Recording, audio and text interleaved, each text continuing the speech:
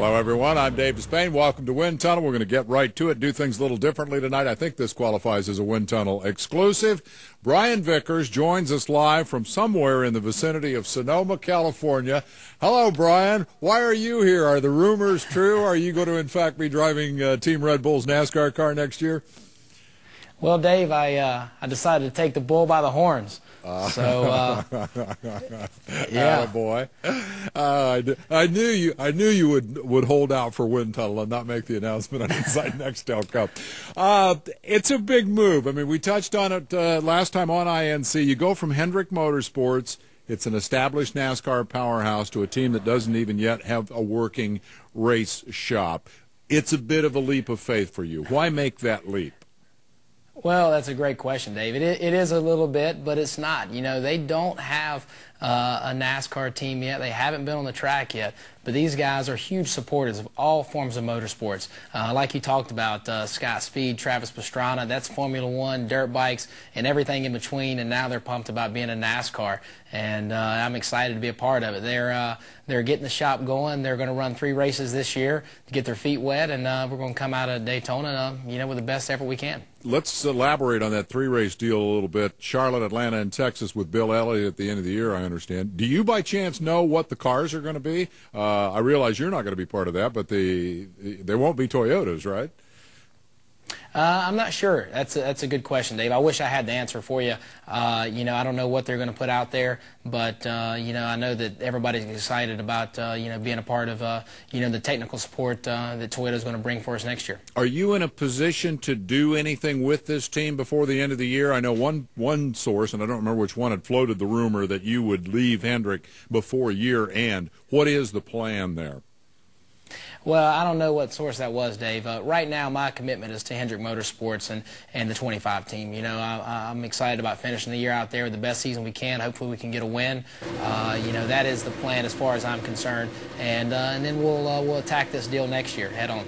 This is a tough subject, but I think it's also a fair question. You were handpicked by Ricky Elliott, the late Ricky Hendrick, the late Ricky Hendrick, to drive for his father's team. You and he were close. I'm wondering what role, if any, his death played in this eventual decision for you to leave that team.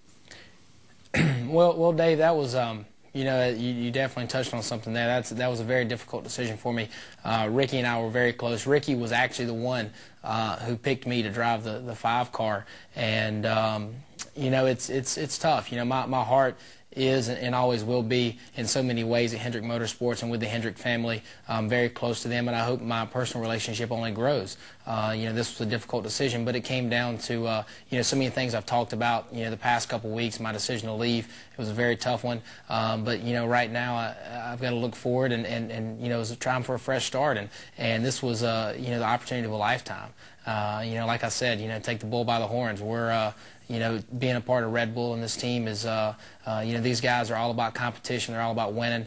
We're going to attack this thing, and we know it's going to be a new beginning. It's going to be a new team. We're going to have to grow together. There's going to be some growing pains, but we're looking forward to it, and we're looking forward to working through it and getting going next year. So who approached whom? Did you go to them, or did they come to you?